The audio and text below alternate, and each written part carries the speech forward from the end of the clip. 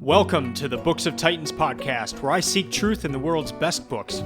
I'm your host, Eric Rostad, coming to you from the beautiful Books of Titans studio in Franklin, Tennessee. My goal is to read 52 books per year and share what I'm learning. I'll talk a bit about each book, tie ideas together from a variety of genres, and share the one thing I always hope to remember from each book. Today I'm going to cover Industrial Society and Its Future by Theodore John Kaczynski. This is book 18 for my 2022 reading list. Well, you might know this book by its other name, which is the Unabomber manifesto by Ted Kaczynski. I was curious. I just wanted to know what was in this. I've heard about the Unabomber manifesto for a long time, and just a sense of curiosity to see what was inside of it. This is not a book I would have picked up probably even just a few years ago, and more out of just fear of what was inside, fear of what might be put in my head by reading a book like this, one that's maybe considered dangerous or taboo, but I wanted to know what was inside. And so that's what drove the reading of this book. It's a quick read. I finished it in under 3 hours. And the subtitle says Manifesto. And that's what I was expecting. I was expecting a rant that was clearly and demonstrably false, because this guy enjoyed blowing people up on the weekends. So I did not expect to connect much with the content of what he was putting out there. I thought, in my head, I'm thinking manifesto. I'm thinking crazy rant that I'm not going to like the ideas. But I did like some of the ideas, and I connected with some of the ideas. And so that just kind of leads to a whole other set of questions that I hope to address at some level in this episode. But here's where I want to take this episode as a whole. In the first segment, which is this opening segment, I want to cover what he actually said in this book. So go through his main points, his goal, and his manner of achieving that goal. In segment 2, I want to talk about the things that I agreed with, and then also the things that I disagreed with, and tie in other books that I've read for this project that were either related to the content or ones that he actually even mentioned. And then in the third segment, I want to cover my one key takeaway from Industrial Society and Its Future. So let's dig into what was in this book. So the first part of the title, Industrial Society. Well, what does that mean? Well, that's the society we live in, and it's one that's driven by an ever-increasing advancement in technology, but not just advancement, but adaptation. So as technology improves and increases and kind of works its way into different areas of our lives, we all kind of willingly adapt to that technology. And so one way I found helpful just reading this book was to consider how Kaczynski was viewing technology, and it was along a direction. And so that direction was one in which we are constantly moving towards more and more technology. But as we're moving in that direction, we are also moving towards less and less personal freedom and empowerment. So as technology increases, our personal freedom and empowerment are moving in the opposite direction. He describes this increase in technology in terms of where we get stuck. We might think, at first this technology comes out and, this is going to help, and it's going to help in productivity or in medical advances or to remove depression or any sort of thing. The technology, when it comes out, here are the benefits. Here's how it's going to help.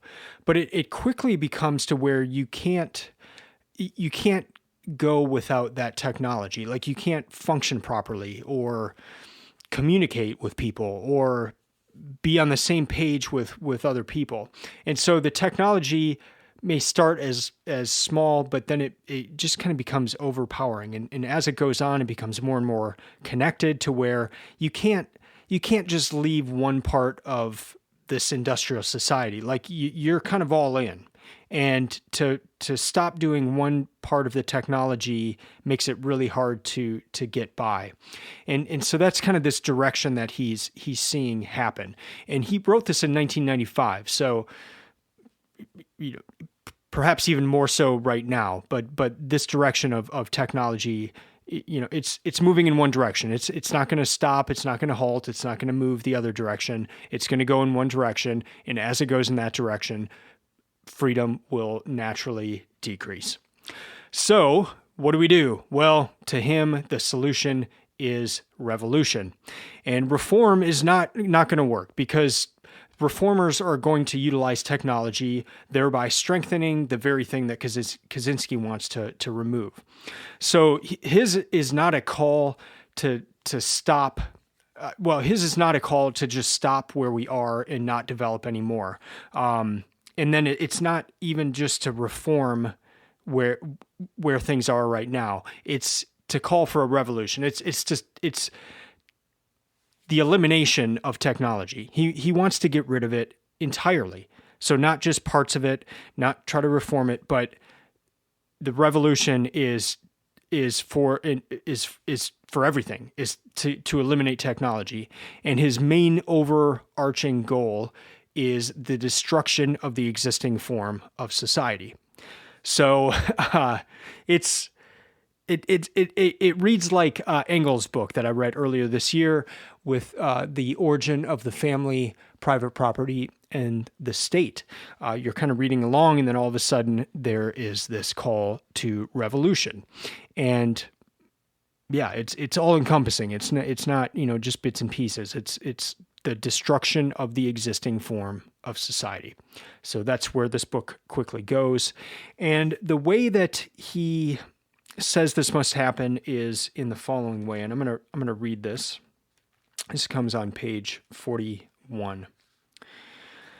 So take us, FC, for example, and FC here, it means the Freedom Club, and it's kind of a weird thing because he wrote it.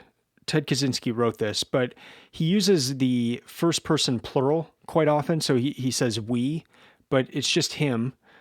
So that's a little odd. And then he also says, take us, and then in parentheses is FC for Freedom Club, but there's not a Freedom Club. Like it's just him writing this. So let's kind of look past that for a moment because it's weird, but that's how this section I'm reading starts off. Take us, FC, for example. If we had never done anything violent and had submitted the present writings to a publisher, they probably would not have been accepted. If they had been accepted and published, they probably would not have attracted many readers, because it's more fun to watch the entertainment put out by the media than to read a sober essay. Even if these writings had had many readers, most of these readers would soon have forgotten what they had read, as their minds were flooded by the mass of material to which the media exposed them. In order to get our message before the public with some chance of making a lasting impression, we've had to kill people." End quote. So, again, one of these books you're kind of reading along and, okay, yeah, technology is moving in this direction. Freedom's probably going in the opposite direction. And then just so we could get this book out to you and our message out to you, yeah, by the way, we've had to kill some people. He just kind of drops that in and makes the point that I probably would not have read this. Well, it's almost a certainty I would not have ever come across this manifesto had there not been the violence that was attached to it, and knowing the author as the Unabomber, and knowing that he wrote the Unabomber manifesto. So kind of a weird aspect of the whole thing that I'll talk about in segment 3, but yeah, in order to get his message out, he said that it was necessary to kill some people. The second part of the title, so we've got Industrial Society and Its Future. The second part of the title, Its Future, it's kind of a two-pronged idea in this book. So first, Kaczynski's describing where we are headed. Freedom and technological advance are incompatible. Technology will trump freedom every time. There's no turning back. The future is one that we read about in Brave New World, and we are all kind of we're all taking a part of it. It's not this this top-down, you must do this type thing, more like 1984 by Orwell, but it's more the Brave New World where we're choosing it. We're choosing the technology, and we want it, and we're doing it in that sense of choosing it. So that's in the title, its future. He's talking about this future if we keep moving in this direction. But on the other hand, Kaczynski's offering a fairly vague, but he's offering a future consisting of some sort of a revolution that will eliminate technology and have us living back in nature.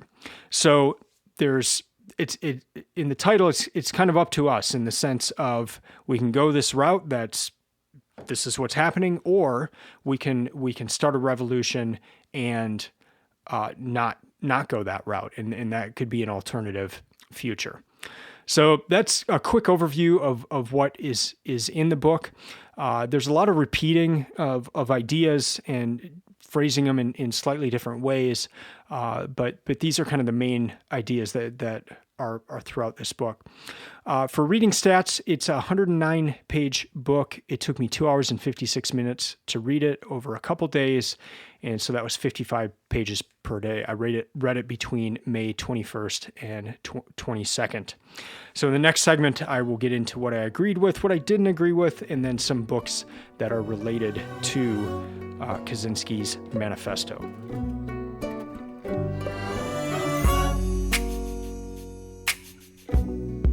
All right, Ted Kaczynski. He was a child prodigy of sorts in the area of mathematics. He went to Harvard at age 16. Just very, very intelligent. He taught at UC Berkeley after Harvard, and was just known as a very smart man and a very smart mathematician and a good mathematician. In 1971, he decided to move out on his own. He moved into a cabin and just kind of became a recluse. He would take walks, and he started noticing some development near his cabin, and he didn't want that to happen. This was kind of like the technological advance encroaching upon his area, and he did not like that. That's when he started this bombing campaign. And a few of the things that he bombed were, he would send bombs to certain people at universities, and then he put a bomb on an airplane. So the FBI was looking for someone who did bombs at universities and airlines, who was the University and Airlines Bomber. And so that's where they got the acronym Unabomber, so from University and Airline. So that's how we know, that's what most people call Ted Kaczynski these days is the Unabomber, and so that's where the name came from. The FBI did eventually catch up with him and arrested him, and so he is in prison right now, 8 consecutive life sentences, I believe. It was the biggest FBI manhunt up to that time, and perhaps even to this day the biggest one, but they eventually did catch him. And part of what got him arrested apparently was the release of this book. He had wanted to get it printed in the New York Times and kind of issued threats like, I'm going to keep bombing unless you post this in the New York Times. But when it was released, his brother actually recognized the style of writing and went to the authorities apparently and said, hey, I think I know who wrote this. So that's a little bit about Theodore Kaczynski. I want to highlight a few things that I agreed with him on, and then a few things that I disagreed with him on, and then tie in some of the books that were mentioned here and others that I've read for this project. So here's what I agreed with him on. Just that technology is going to lead to some abnormal conditions, and here's some of those conditions that he mentions. Among the abnormal conditions present in modern industrial society are excessive density of population, isolation of man from nature, excessive rapidity of social change, and the breakdown of natural small-scale communities such as the extended family, the village, or the tribe." End quote. That one's pretty straightforward. The next is that technology repeatedly forces freedom to take a step back. So another idea that's pretty obvious just in the technology we use every day, even things that claim that they will give us more freedom. Over time, they seem to be taking that freedom away. So it's kind of an interesting thing to note there. The next is that we will choose this system, kind of the idea from Brave New World. Like this, it's not going to come from a top-down 1984 type dictatorship. It's going to be something that we want to adopt. So here's what Kaczynski says on page 70. Thus, control over human behavior will be introduced not by a calculated decision of the authorities, but through a process of social evolution. The process will be impossible to resist because each advance considered by itself will appear to be beneficial, or at least the evil involved in making the advance will appear to be beneficial. End quote. Then the final one is that these things will become required. So this kind of ties in with that last idea. A new item of technology is initially optional, but it does not necessarily remain optional because the new technology tends to change society in such a way that it becomes difficult or impossible for an individual to function without using that technology. End quote. The other thing I agreed with him on was he talked quite a bit about gene editing. And that was interesting because one of the books I read this year was The Code Breaker by Walter Isaacson. And that book is all about gene editing and the potential dangers of that. But here's Kaczynski writing in 1995, and he's writing quite a bit about it as well. So here's a few quotes. Few people will resist the introduction of a genetic technique that eliminates a hereditary disease. It does no apparent harm and prevents much suffering. Yet, a large number of genetic improvements taken together will make the human being into an engineered product rather than a free creation of chance or of God or whatever, depending on your religious beliefs. End quote. The last one here about gene editing. It is likely that neither the human race nor any other important organisms will exist as we know them today, because once you start modifying organisms through genetic engineering, there is no reason to stop at any particular point, so that the modifications will probably continue until man and other organisms have been utterly transformed. End quote. Now into what I disagreed with him, and the obvious one is just that he had to kill people to get his message out. Obviously do not condone that and don't agree with that, the whole means versus ends thing. Yeah, that pretty easy to disagree with that. The next one is just he's talking about the different systems, and he says if a society is an industrial society or a technological society, it is going to have more in common than if it's the difference between democratic or a dictatorship. So here's what he writes. And even it's conceivable that the attempt to overthrow the system could lead instead to the domination of the system by dictators. That is a risk that has to be taken, and it is worth taking since the difference between a democratic industrial system and one controlled by dictators is small compared with the difference between an industrial system and a non-industrial one.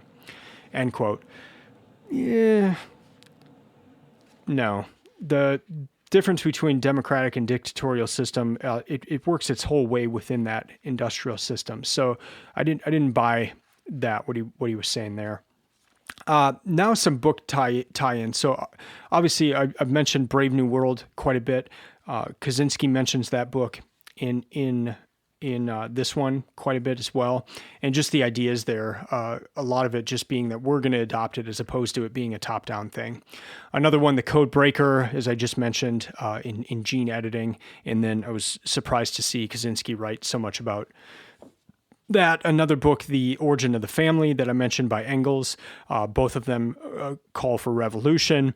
I think the Engels book is much more dangerous than this one, but yeah, both called for revolution. So it's just kind of interesting to see the different manners in which they called for that and the goals and how it would come about and all that. And then the final book is one I have later on my list this year, and that's The Technological Society by Jacques Ellul, and apparently Kaczynski liked that book. So I agreed with more of what he said than that which I disagreed. I agreed with a lot of his diagnosis and his ideas of where things were heading, but obviously did not agree with what to do next in the call for revolution. But back to segment one, where I was very surprised at just how non-rant like this is, and how clear the ideas are and just natural. I was expecting more of a rant and just kind of easily, like, you just point at all these different ideas and like, man, this guy's insane. But it's actually a little more troubling that it comes across as so normal, and yet he's out bombing people on the weekends.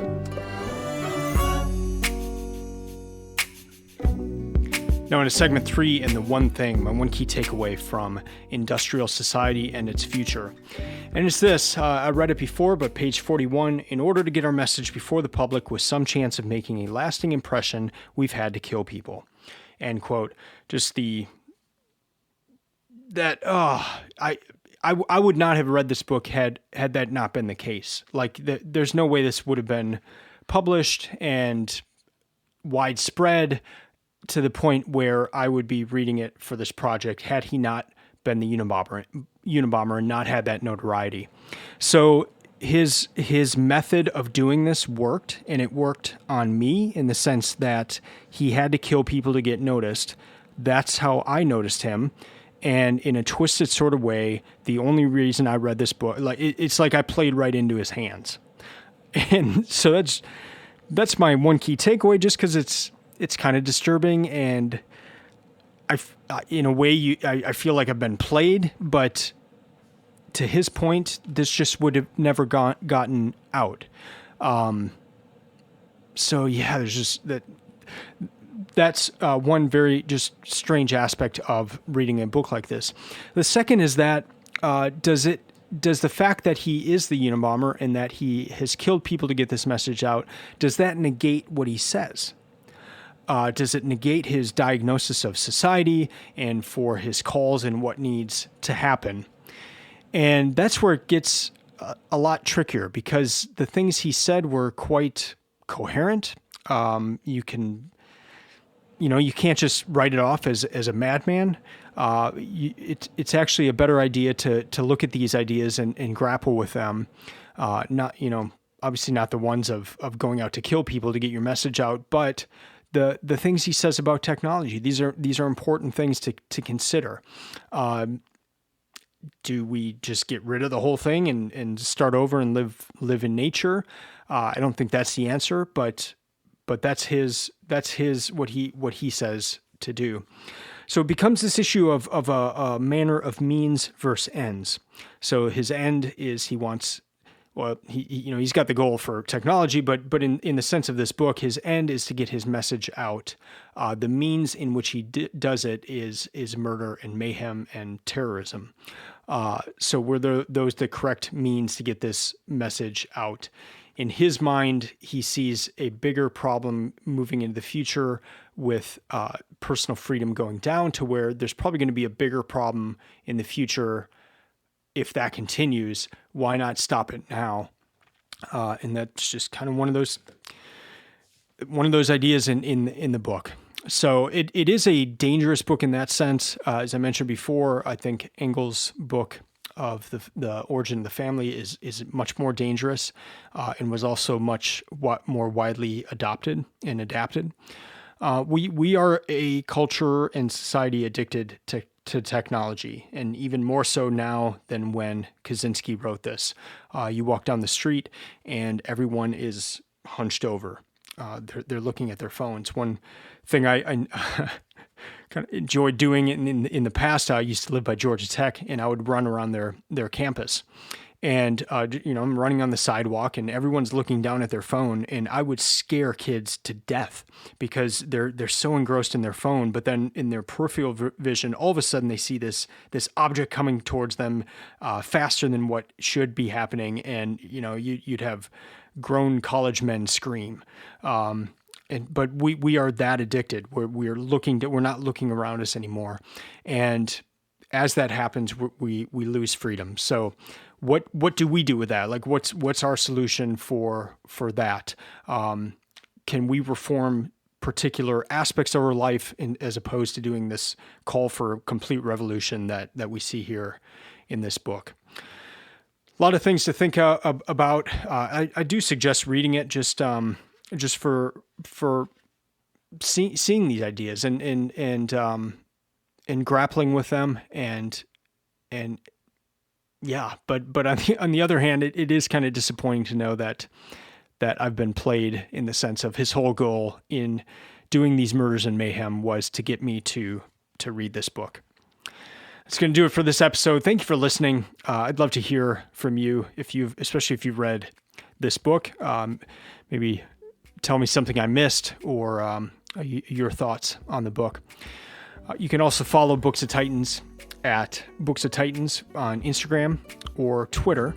And you can go to the website. I have a lot of information there, some book reviews, links to book lists, and just ideas to get you started on your own reading list.